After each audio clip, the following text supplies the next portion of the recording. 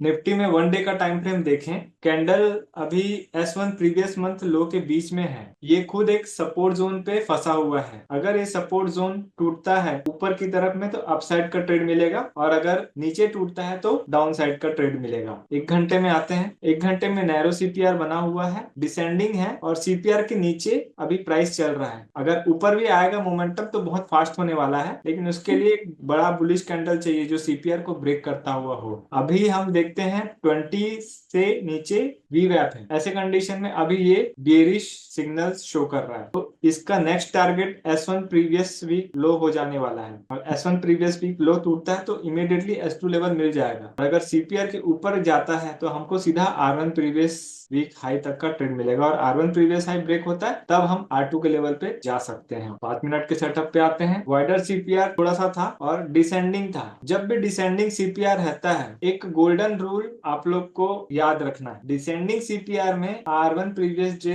High से rejection होता है तो सीपीआर पे आता है। असेंडिंग सीपीआर में S1 प्रीवियस डे लो से सपोर्ट लेता है, सीपीआर आता है। ये दो रूल आपको याद रखने हैं। तो आज का सेटअप क्लियर था, इसको मैं लाइव में दिखा भी देता हूँ। अभी ये कंडीशन वैसा ही है। टीसीएस का चार्ट लगा है हमने, असेंडिंग सीपीआर था, और देखिए यहाँ पे S1 प्रीवियस डे लो पे एक बुलिश कैंडल का फॉर्मेशन हुआ, हैमर, और ये सीपीआर तक का हमको टारगेट मिल गया। तो असेंडिंग सीपीआर में ये वाला कंडीशन याद रखिए, और डिसेंडिंग सीपीआर में R1 प्रीवियस डे लो हाई से नीचे गिरता है तो सीपीआर। अगर हायर टाइम फ्रेम से बड़े रेजिस्टेंस में चल रहा है तो वो रुकेगा नहीं, वो नीचे आ जाएगा। तो आपको हायर टाइम फ्रेम का भी थोड़ा एनालिसिस रखना पड़ेगा। आज का सेटअप एकदम ज्यादा क्लियर था। फर्स्ट कैंडल रेड बना 5 मिनट के टाइम फ्रेम पे, R1 पे ही बना था। R1 से ही पहले रिजेक्ट हो गया, तो फर्स्ट कैंडल हमको रिजेक्शन कर दे रहा था, और वीवेप ऊपर आ गया और 20 में नीचे आ गया। जैसे प्रीवियस डे हाई ब्रेक हुआ, हमको नेक्स्ट टारगेट सीपीआर की मिल गया। 9:32 के कैंडल पे एक स्ट्रॉन्ग कैंडल की क्लोजिंग हो गई प्रीवियस डे हाई से। तो हमारा नेक्स्ट टारगेट क्या हो जाएगा, सीपीआर। तो सीपीआर का ये 3 लाइन है, इसमें कोई सा भी एक लाइन पे आप प्रॉफिट बुक कर लेंगे, बेस्ट है। लेकिन यहाँ से जो यहाँ तक का ट्रेड है ये बहुत ही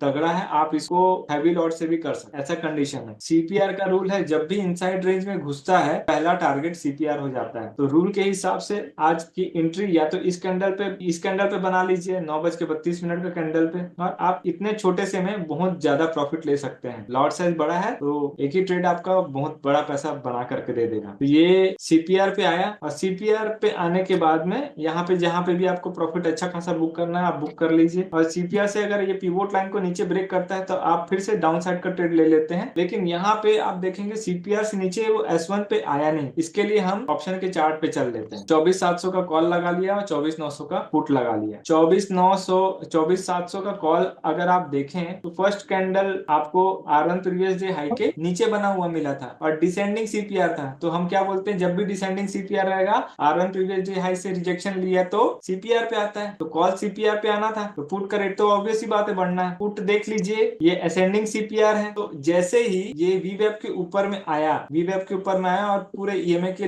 लाइन के ऊपर में आया, यहाँ पे अपसाइड का ट्रेड बन गया था। फिर भी हम अगर 9:27 की कैंडल इंडेक्स में देखते हैं, 9:27 या 9:32 का कैंडल अगर एंट्री करते हैं पुट साइड में, तब भी आपको बड़ा टारगेट मिलता है। 9:32, ये देखिए ये वाला कैंडल पूरा ईएमए के लाइन ऊपर में आ गया है वीवेब के, और इसका जो चैनल है वो भी एक पैटर्न में आ गया है। जैसे नीचे 34 है, उसके ऊपर 21 है, उसके ऊपर 13 है, उसके ऊपर 8 है। तो ये फॉर्मेशन जैसी आ गया, यहाँ पे आपकी एंट्री हो जानी है, और पहला टारगेट पुट का पिवोट लाइन आपका पहला टारगेट हो जाना है। और इतने ही प्रॉफिट में ना आप बहुत अच्छा कर लेंगे, क्योंकि यहाँ पे एक डायरेक्शन का क्लियरिटी है, और ऑप्शन भी बोल रहा है और इंडेक्स भी बोल रहा है। जब दोनों साथ में बोले ना तो कंफर्म ट्रेड मिलता है। अब यहाँ पे सपोर्ट क्यों ले लिया, अगर S1 तक क्यों नहीं आया, इसका रीजन आप 9:52 का कैंडल देख लीजिए ऑप्शंस में क्या बन रहा है। 9:52 का कैंडल क्या आ गया, S1 प्रीवियस डे लो पे आ गया कॉल में, और पुट में अगर देखेंगे तो 9:52 का जो कैंडल है पुट में R1 पे आ गया। तो जब भी ऑप्शन में कोई लेवल एक साथ मिले तो वहां पे सपोर्ट या रेजिस्टेंस ले लेता है। ऐसे केस केस में यहाँ से वो पलट गया और ये 3 कैंडल का पैटर्न मॉर्निंग स्टार होता है। के बाद एक बुलिश कैंडल बना तो ये कंफर्म कर रहा था कि अब ट्रेड अपसाइड में जाने वाला है, लेकिन वी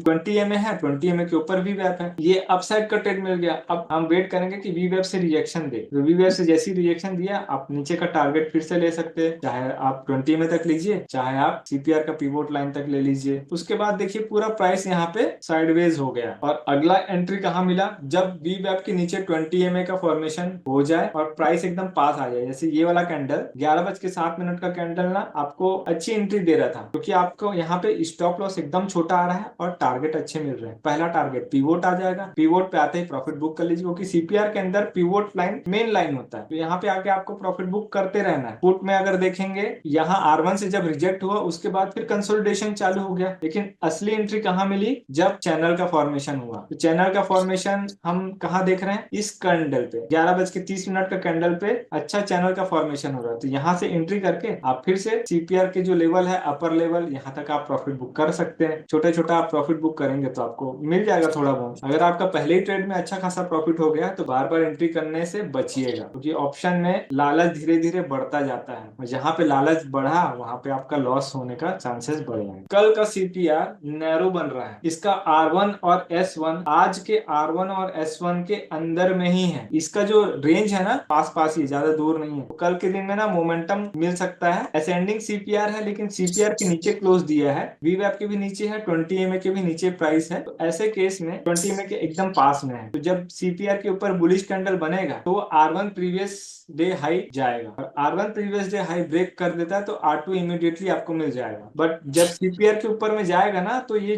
जगह है, ये 1, 2, 3, इस जगह पे ना थोड़ा सा प्राइस हल्का फुल्का रुकने की कोशिश करेगा, लेकिन आपका व्यू क्लियर है तो सीपीआर के ऊपर बुलिश कैंडल बना, आप R1 प्रीवियस डे हाई तक का ट्रेड ले सकते हैं। इस जगह पे थोड़ा सा रुक सकता है, लेवल है 24,873 के आसपास। अगर प्राइस S1 प्रीवियस डे लो से सपोर्ट लेता है तो वो सीपीआर पे आ सकता है, लेकिन ना इसका थोड़ा सा एक विरोधाभासी है, वो ये है कि हम अगर ऑप्शन चेन में आते हैं, कल का ऑप्शन चेन क्या बन रहा है, 24,700 का कॉल देख लेते हैं, ये बन रहा है डिसेंडिंग सीपीआर, लगा लेते हैं निफ्टी 24,700। आज का सीपीआर ठीक ठाक था लेकिन रेंज के अंदर था, तो कल इसका मोमेंटम हो सकता है, बट ये डिसेंडिंग सीपीआर में बना है कॉल, जबकि इंडेक्स में असेंडिंग सीपीआर है, तो ये थोड़ा सा विरोधाभासी है, ट्रेड में थोड़ा सा मुश्किल हो सकता है। अगर ये R1 प्रीवियस डे हाई को ब्रेक कर देता है तब जाकर के इसका ट्रेंड रिवर्सल मिलेगा, फिर R2 R3 जा सकता है, क्योंकि R2 और R3 के बीच में डिस्टेंस ज्यादा नहीं है। और अगर नीचे की ट्रेड बनती है तो S1 प्रीवियस डे लो से नीचे घुसा तो हम S2 लेवल तक का ट्रेड ले सकते हैं, यहाँ पे ये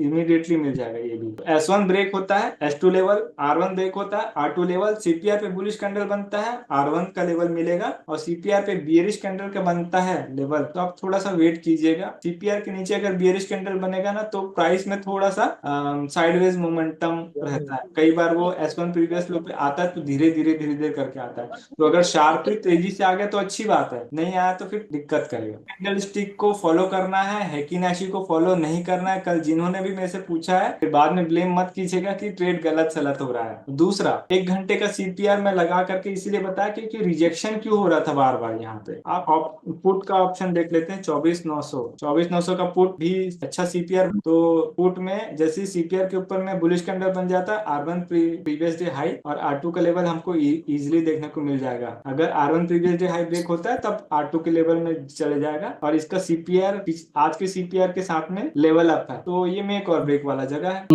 ठीक है, तो पुट में कोई दिक्कत नहीं, कॉल में बस डिसेंडिंग सीपीआर है, थोड़ा सा वाइडर है, थोड़ा सा संभल के क्लिक करेंगे बस। अब आ जाते हैं बैंक निफ्टी, जो आप बोल रहे हैं। बैंक निफ्टी में असेंडिंग सीपीआर बना है लेकिन प्राइस अभी वीवैप और 20 MA के नीचे है, तो इस कंडीशन में हम अपसाइड का ट्रेड लेने के लिए सीपीआर के ऊपर में बुलिश कैंडल का फॉर्मेशन होना है, और अगर S1 प्रीवियस लो ब्रेक होता है नीचे की तरफ में तो फिर S2 का लेवल आसानी से मिल जाएगा। S2 और S3 के बीच में डिस्टेंस बहुत ज्यादा है, अगर S2 के लेवल के नीचे चला जाता है तो हमको इसका 50% फिर से टारगेट ले लेना है, 51,200 का टारगेट आ रहा है। बैंक निफ्टी का आवरली टाइम फ्रेम जाते हैं तो ये असेंडिंग सीपीआर का फॉर्मेशन है, तो सीपीआर एक सपोर्ट का काम करता है, सीपीआर सपोर्ट ले रहा है लेकिन अभी वीवैप ऊपर है और 20 MA नीचे है, तो ये जब वीवैप 20 MA से ऊपर होता है तो बुलिश होता है मार्केट। यहाँ पे तो बुलिश मोमेंटम दोनों साइड से दिखा रहा है, और 1 डे का टाइम फ्रेम में अगर अपन आते हैं तो ये सीपीआर पे टच कर चुका है। सीपीआर पे एक बियरिश कैंडल बना है तो हो सकता है कि अब ये 20 EMA और सीपीआर के बीच में थोड़ा देर फंसा रहे। जब सीपीआर के ऊपर में बुलिश कैंडल बनेगा तभी जाकर के अपसाइड का ट्रेंड मिलेगा।